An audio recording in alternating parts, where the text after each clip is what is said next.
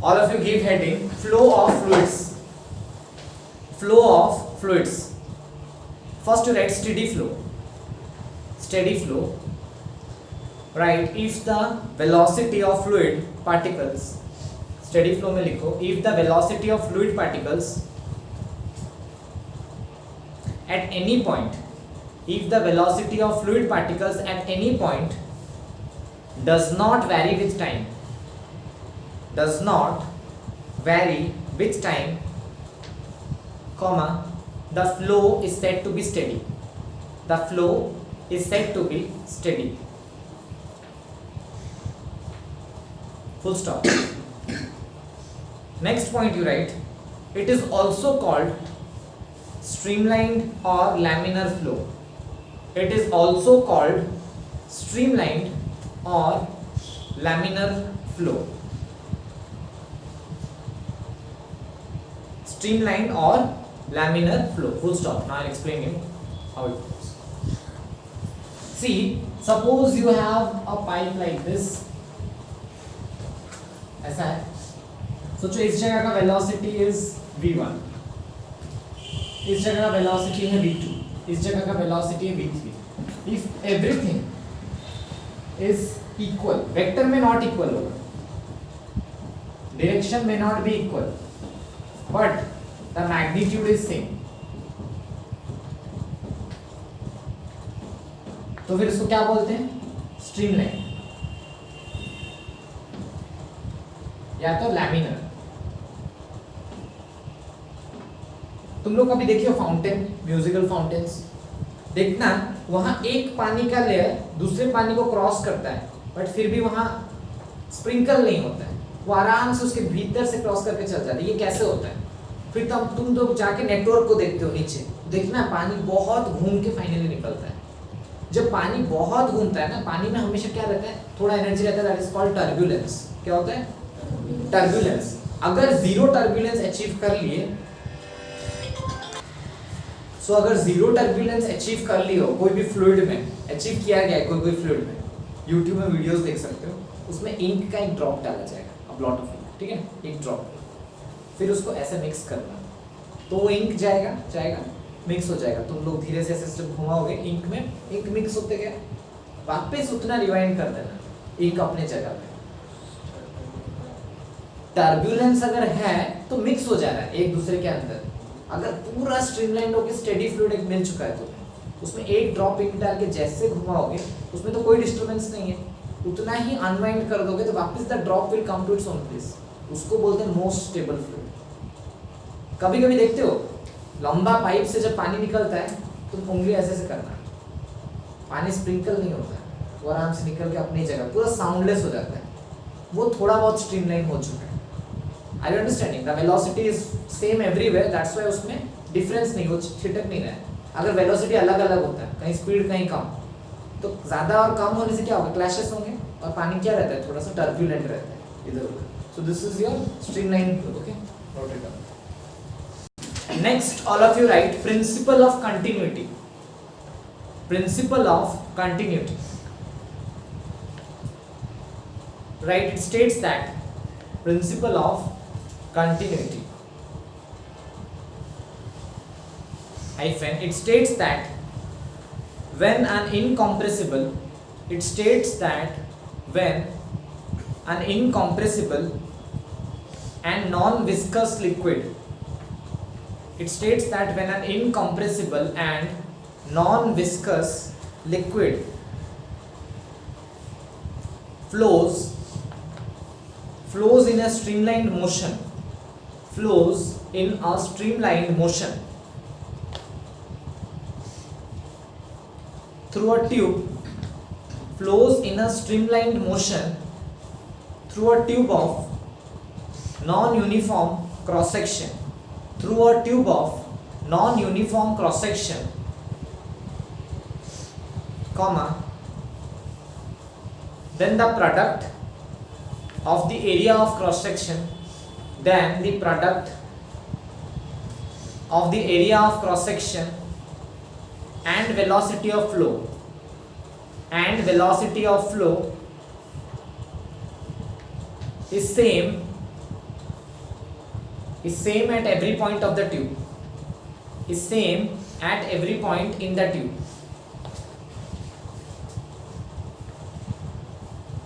Okay, like full stop. Suppose I am having a pipe, ठीक है, और else let me ask you a simple question.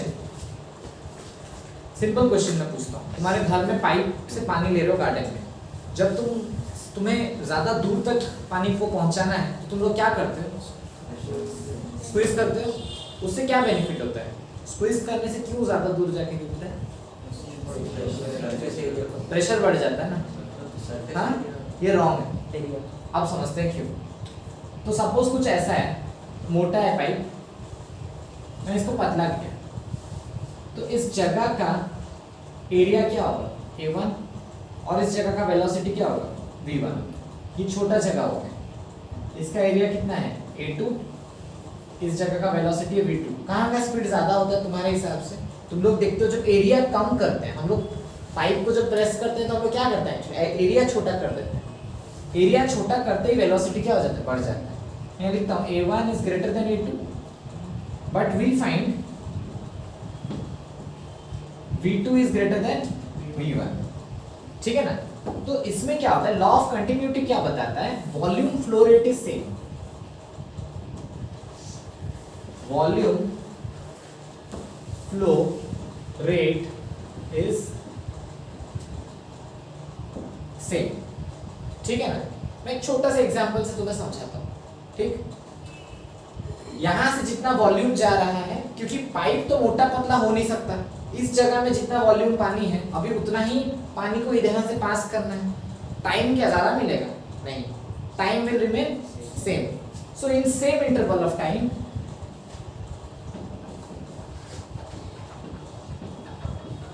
In same interval of time क्या होना चाहिए?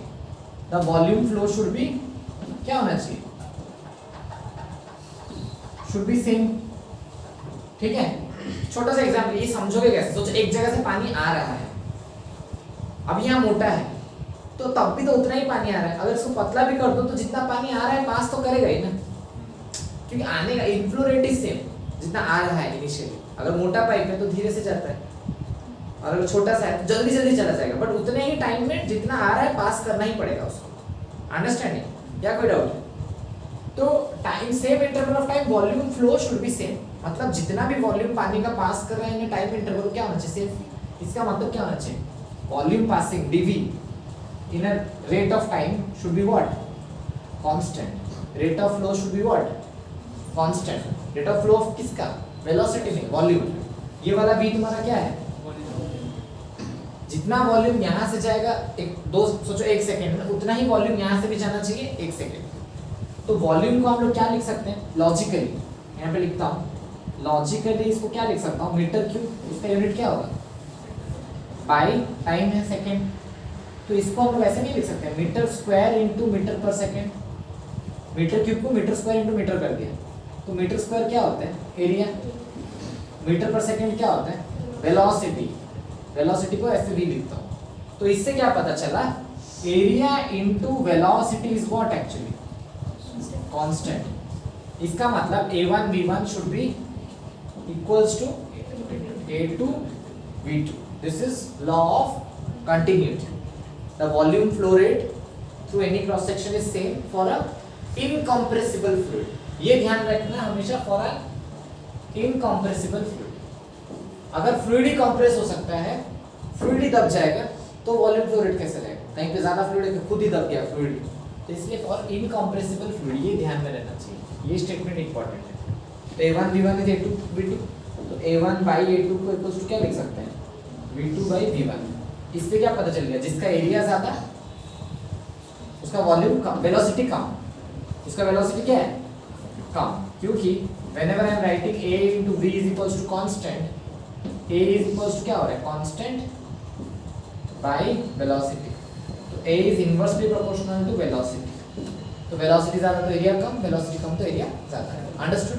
तो इसी को बहुत बार प्रूविंग क्वेश्चन जब पूछता है तो इसको क्या बोलते हैं? Law of conservation of what? Mass. This is law of conservation of mass in fluid dynamics. Law of conservation of mass in fluid dynamics. Understood? Note it down. Write a question. Water is flowing through a horizontal tube. Water is flowing through a horizontal tube of non-uniform cross section. Water is flowing through a horizontal tube of non-uniform cross section. Of a non-uniform cross section. Full stop. At a place the radius of the tube is 1 cm. At a place the radius of tube is 1 cm and velocity 2 meter per second. And velocity 2 meter per second. Full stop. What will be the velocity of water? What will be the velocity of water where diameter of tube is 2 meter? What will be the velocity of water where diameter of tube will be 2 meter? Okay, solve. तो question में radius क्या था? R1 2 cm 1 centimetre, ठीक है. तो that is how 0.01 metre, ठीक है. तो एरिया कितना हो जाएगा? Pi R1 square. So pi into 0.01 square. Velocity कितना दिया था?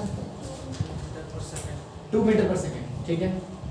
It is asking you V2 when diameter is how much? 2 metre. So radius will be how much? 1 metre, उसका आधा. So A2 will be how much? Pi into 1 square. तो we all of we know A1 V1 equals to A2 V2. But ये लिखने से पहले लिखना है as per law of continuity. Mention जरूर करना. तो A1 क्या है? Pi into 0.01 square into 2 is equals to pi into 1 square into V2 कितना है नहीं पता. So pi pi cancel out. 2 into 10 to the power -4 metre per second is V2. ठीक है, समझ गए? Note it down. ठीक है. Next all of you give heading Bernoulli's equation. BERNOULLI.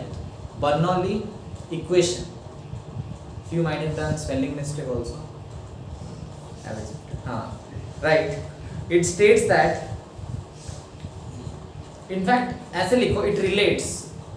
काट दो. It relates pressure, comma flow speed. It relates pressure, comma flow speed and height for flow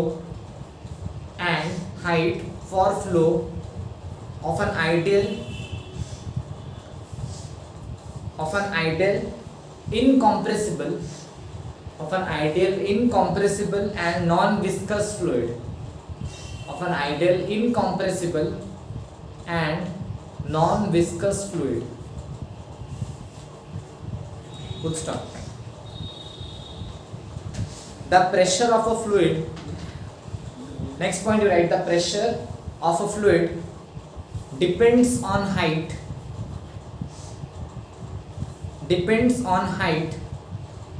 as in the static situation. Depends on height as in the static situation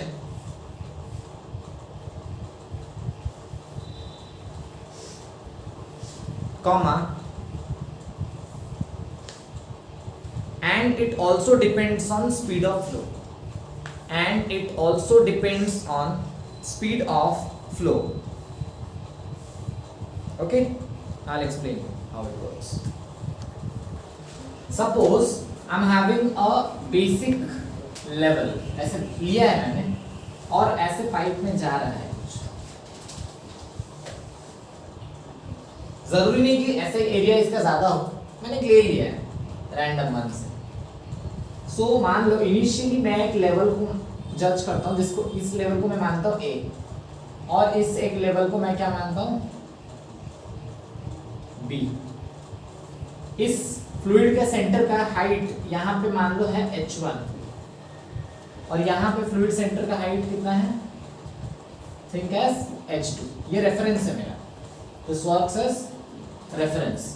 यहाँ का area है मान लो capital A1, यहाँ का area मान लो capital A2, यहाँ का flow speed है मान लो V1, और वहां का flow speed v2, okay, speed of flow is v2, but दोनों में क्या बराबर है, टाइम। यहाँ का भी change in time is dt, वहां का भी चेंज इन टाइम है dt, बट यहाँ पे मुझे पतला दिख रहा है, तो dt में ज्यादा डिस्टेंस कवर होगा कि नहीं, कहां तक पहुंचेगा, a डैश, क्योंकि मैंने क्या बोला था, volume flow should be same, यहाँ जितना वॉल्यूम होना चाहिए वहां पे भी उतना वॉल्यूम होना चाहिए, क्योंकि पाइप तो मोटा पतला नहीं हो रहा है, ना ही फ्लूइड हो रहा है, नॉन विस्कस है, चिपकेगा नहीं एक दूसरे से, और क्या है, इनकॉम्प्रेसिबल है, कॉम्प्रेस भी नहीं हो सकता, तो ऑब्वियसली ये a डैश तक जब पहुंचेगा तो b कहां तक पहुंचेगा, b डैश तक, ये थोड़ा कम होगा ना क्योंकि मोटा है, समझ रहे हो कि नहीं, तो मैं यहाँ लिख देता हूँ when a reaches a dash, b reaches b dash, यहाँ पे प्रेशर किस तरफ होगा, इस तरफ प्रेशर है बोल के तो ऊपर उठ रहा है, और वहां पे प्रेशर कैसे होगा, पीछे की तरफ, अगर छोड़ देंगे वेट के चलते किधर आना चाहेगा, नीचे, ये दोनों तो काम कर रहे हैं ना फ्लूइड में, क्योंकि फ्लूइड मूव कर रहा है, both the pressures, the net effect of both the pressures is the work done on the fluid, तो ये मैं लिख देता हूँ, the net effect of both pressures does the work on the fluid, but ये जो प्रेशर होता है ये कंजर्वेटिव होता है क्या, नो, सो ये जो बोलते हैं effect, this is actually this work done is what, non-conservative, yeah, ठीक है ना, this is non-conservative, conservative कौन होता है, ग्रेविटी वगैरह वो सब कंजर्वेटिव होता है, anything other than gravity, electrostatic, magnetostatic, ये सब को क्या बोलते हैं, non conservative, and non conservative द्वारा अगर कोई काम किया गया है, वर्क एनर्जी थ्योरम क्या बताता है, वर्क एनर्जी थ्योरम क्या बताता है, कंजर्वेटिव में कोई काम किया गया है तो that is responsible for change in kinetic energy, but यहाँ पे non conservative, sorry that is change in potential, हाँ, बट नॉन कंजर्वेटिव जब भी कोई काम करता है, net work done is equal to total mechanical energy change, means net work done will be change in potential energy plus change in summation, तो मैंने ले लिया, change in potential energy plus change in kinetic energy, both have to consider,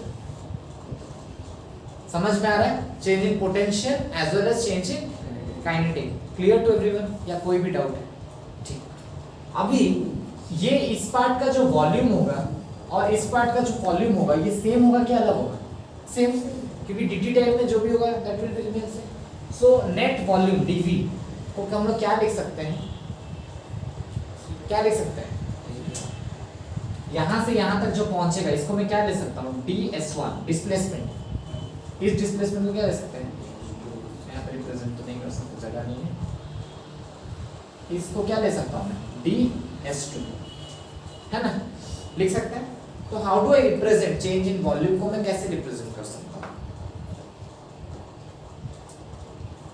इसका area pipe का, मान लो यहाँ पे pipe का ऐसे मोटा पाइप, तो पाइप का एरिया इनटू डिस्टेंस कर देने से क्या आएगा, वॉल्यूम, लेंथ ऑफ सिलेंडर क्या करते हो, एरिया इनटू हाइट, तो यहाँ पे भी पाइप ऐसा तो नहीं दिख रहा है ना, ऐसा होगा ना पाइप, तो पाइप इनटू ये लेंथ कर दोगे तो क्या आ जाएगा, वॉल्यूम नहीं आ जाएगा, तो dv को क्या ले सकते हैं, a1 इनटू ds1, यहाँ का एरिया, पर वॉल्यूम तो हमें पता है ना, दोनों जगह का नेट वॉल्यूम क्या होगा, सेम, क्योंकि dt टाइम में जो भी हो रहा है वॉल्यूम फ्लो रेट तो रिमेन सेम, तो इस जगह का क्या कितना होगा, मोटा पाइप है, a2 इनटू डिस्प्लेसमेंट कितना है, h2, हाँ, तो that can be written as a2 into displacement h2, तो ये पहला कंक्लूजन जो मेरे को पता चल रहा है यहाँ से। अब कुछ और भी है, ds1 क्या हो सकता है, डिस्प्लेसमेंट इज नथिंग बट क्या होता है, स्पीड इनटू टाइम, डिस्टेंस क्या होता है, यहाँ का स्पीड क्या है v1 और टाइम क्या है dt, वैसे ही ds2 डिस्प्लेसमेंट वहां का है, स्पीड कितना है v2 इनटू टाइम dt, यहाँ तक बेसिक है जो हमें दिख रहा है यहाँ पे। अब पता करते हैं वर्क डन क्या होता है, वर्क डन क्या होता है, सिंपल लैंग्वेज में अगर पूछूं, आसान लैंग्वेज में, वर्क डन का फॉर्मूला बचपन से आज तक क्या पढ़ रहे हो, Fs, फोर्स इनटू डिस्प्लेसमेंट, ठीक है, अगर यहाँ प्रेशर है फोर्स भी जरूर होगा. All of us know pressure is what actually, force by area.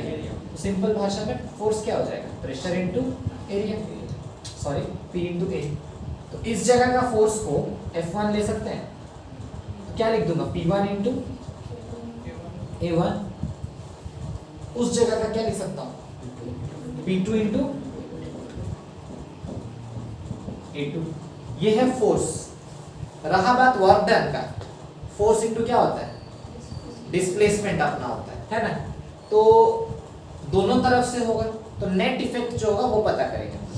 तो यहां पे work done due to F1 क्या हो जाएगा, फोर्स इनटू डिस्प्लेसमेंट यहाँ पे, तो F1 इनटू DS1. यहाँ का डिस्प्लेसमेंट कितना हुआ है, DS1. ठीक है, तो F1 क्या है, P1 A1 DS1. और यहाँ का वर्क डन कितना हो जाएगा,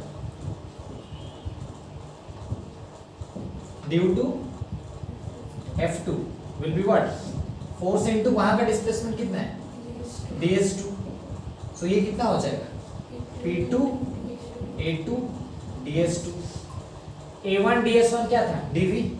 यहाँ पे क्या लिख सकते हैं, P1 into dV is equals to P2 into dV.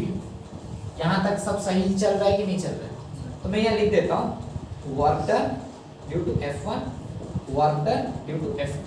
तो मुझे सबसे पहला चीज क्या चाहिए था, इसको मैं रोमन में लिखता हूँ I, नेट वर्क डन चाहिए. सो net work done will be nothing but, कहाँ का फोर्स ज्यादा लग रहा है तुम्हें,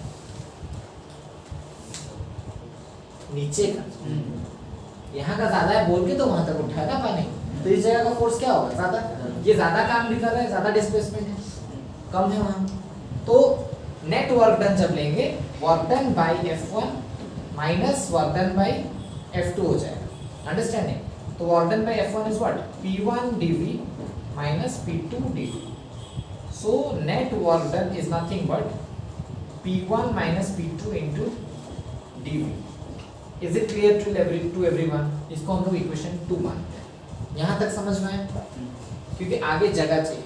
once you write it down I will explain next. हमें अभी क्या चाहिए, चेंज इन पोटेंशियल भी निकालना है, चेंज इन काइनेटिक भी पता करना है. कैसे करेंगे यहाँ से वो देखेंगे, but for now right. So we understood about work done, net work done. अब समझते हैं चेंज इन पोटेंशियल एनर्जी. तो चेंज इन पोटेंशियल एनर्जी सब समझते हैं.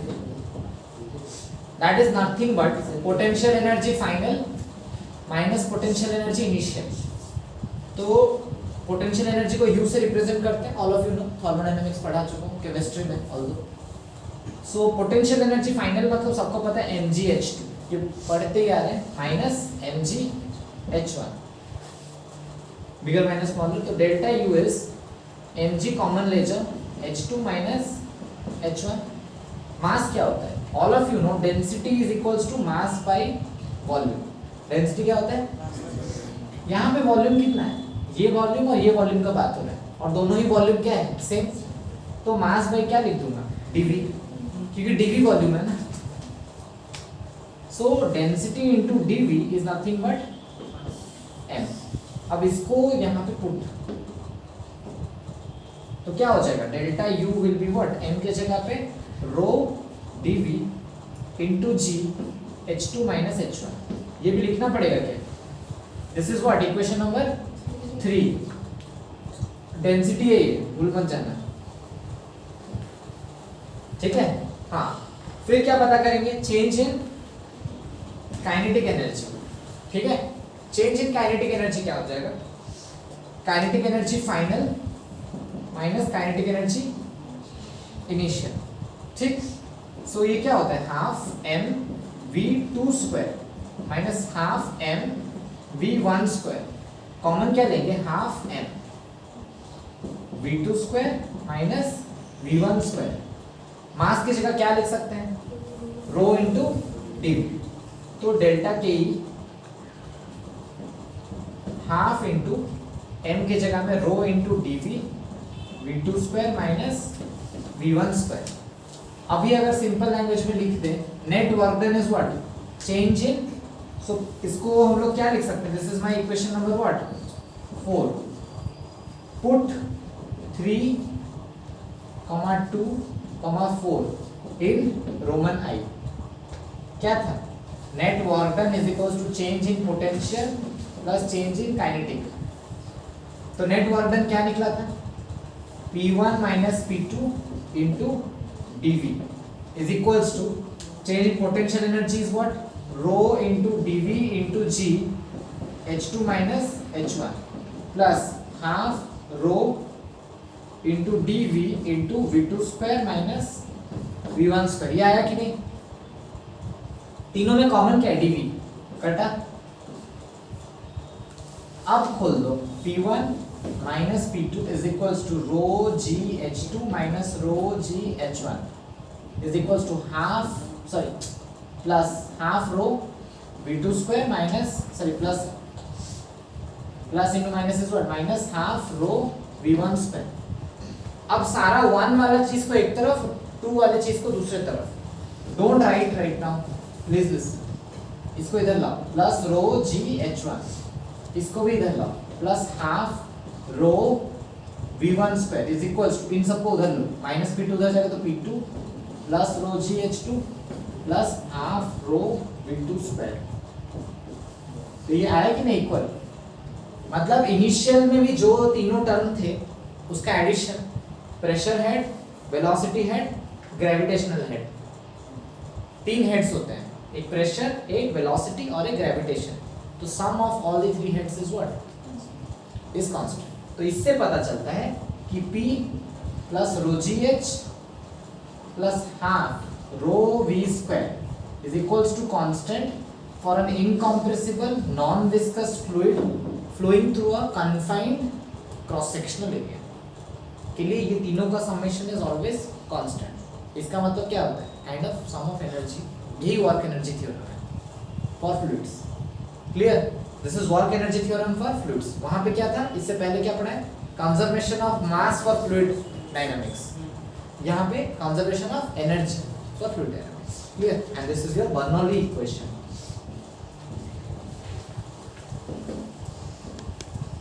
Clear, note it down. So we got the equation, end में हम लोग को क्या मिला था, P plus rho ji H plus half rho we square equals to constant. अभी क्या करो, divide rho g both sides, तो क्या हो जाएगा, P by rho g plus इसके साथ रो जी डिवाइड करेंगे तो सिर्फ H, इसके साथ रो जी डिवाइड करेंगे तो V स्क्वायर बाई क्या बचेगा, 2G। रो जी डिवाइड करोगे तो रो कट जाएगा ना, क्या बचेगा, by 2G equals to constant. तो ये इसको बोलते हैं pressure head. Find pressure head बोलेगा तो खाली P मत निकाल देना, P बाई रो इंटू जी। इसको बोलते हैं क्या, ग्रेविटेशनल हेड।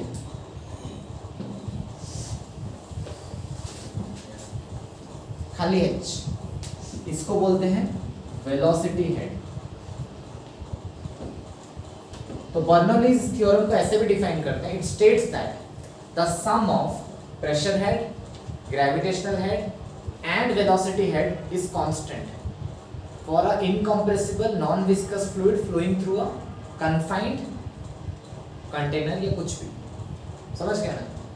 सिंपल लैंग्वेज में लिखना चाहो, the sum of pressure head, gravitational head and velocity head is constant for a non-viscous and incompressible fluid flowing through a confined container, ठीक है ना। Right, calculate the rate of flow of glycerin. Calculate the rate of flow of glycerin of density. Rate of flow of glycerin of density 1.25 into 10 to the power 3. 1.25 into 10 to the power 3 kg per meter cube. Through the conical section of a pipe, through the conical section of a pipe, comma, radii of its ends are radii of its ends are 0.1 meter and 0.04 meter. 0.1 meter and 0.04 meter. And the pressure drop across its length is 10 Newton per meter square. Okay. So question पढ़ो first. Calculate the rate of flow of glycerin. Rate of flow it is asking. Rate of flow मतलब या तो A1 V1 होता है या तो A2 V2 होता है, any one, है ना. Rate of flow dV by dt यही होता है, पता है ना, क्योंकि dV by dt मतलब metre cube by second. Metre cube by second क्या होता है? Metre square into metre by second. तो मीटर स्क्वायर एरिया होता है, वेलोसिटी मीटर पर सेकेंड. समझ गए ना? Of glycerin of density 1.25 into 10 to the power 3 kg per meter cube. Okay. हाँ. Through the conical section of a pipe, radii of its ends are 0.1 meter and 0.04 meter. This is R1 0.1 meter, R2 0.04 meter. ठीक. And the pressure drop across its length is 10 Newton per meter square. Pressure drop मतलब P1 minus P2 is how much? 10 Newton. ठीक है. हाँ. इतना दिया है. अभी देखो Bernoulli's P1 plus rho GH में नहीं लिख सकता क्योंकि दोनों का तो हाइट सेम है ना. इसका जितना हाइट है उसका भी उतना हाइट है, तो लिख देता हूँ rho GH plus half rho V1 square is equals to P2 plus rho GH plus half rho V2 square. लिख सकते हैं कि नहीं? रो GH और रो GH तो कट गया है कि नहीं? तो P1 minus P2 is equals to half rho V2 square minus V1 square. यह है कि और लॉ ऑफ कंटिन्यूटी के हिसाब से क्या होता है? A1 V1 equals to A2 V2. A1 कितना होगा? पाई इंटू 0.1 का स्क्वायर इंटू V1 तो नहीं पता, इज इक्वल्स टू इसका कितना होगा? पाई इंटू 0.04 का स्क्वायर इंटू V2. तो पाई दोनों का क्या होगा? कटा. तो 0.01 बाई 0.0016. 0.04 का स्क्वायर कितना होगा? 0.0016 is how much? V2 by V1. अब इसको सॉल्व करो. 1/100 16 तो 100/16 आ रहा है. V2 by V1. हमें कोई भी एक वेलोसिटी निकालना है. V2 square minus V1 square, तो V2 क्या हो जाएगा? 100 V1. इसको सिंप्लीफाई कर लेते हैं ना. 25/4. 25 V1/4 आया कि नहीं? V2 आया ना. पुट कर लो. P1 माइनस P2 कितना था? 10. P1 माइनस P2 कितना था? 10 ना, यहाँ से दिख रहा है ना. Is equals to half into 1.25 into 10 to the power 3 V2 square. V2 का स्क्वायर करेंगे तो 25 का स्क्वायर कितना होगा? 625 V1 स्क्वायर बाई 4 का स्क्वायर कितना है? 16 माइनस V1 स्क्वायर. तो 2 इधर मल्टीप्लाई कर दो 20 by 1.25 into 10 to the power 3 is equals to 625 minus 16 कितना होगा? 609 V1 स्क्वायर बाई 16. अब 20 into 16 by 1.25 into 10 to the power 3 into 609 का रूट कितना होगा? V1 और not. I got my V1. अभी क्या पूछा है? रेट ऑफ फ्लो पूछा है. तो dV by dt को हम लोग क्या लिख सकते हैं? A1 V1. A1 तो पता ही है, पाई इंटू 0.1 का स्क्वायर इंटू V1 जो आया है उसको डाल दो. दिस इज माई इतना मीटर क्यूब पर सेकेंड. इजी था ना? कर नहीं पाए. देखो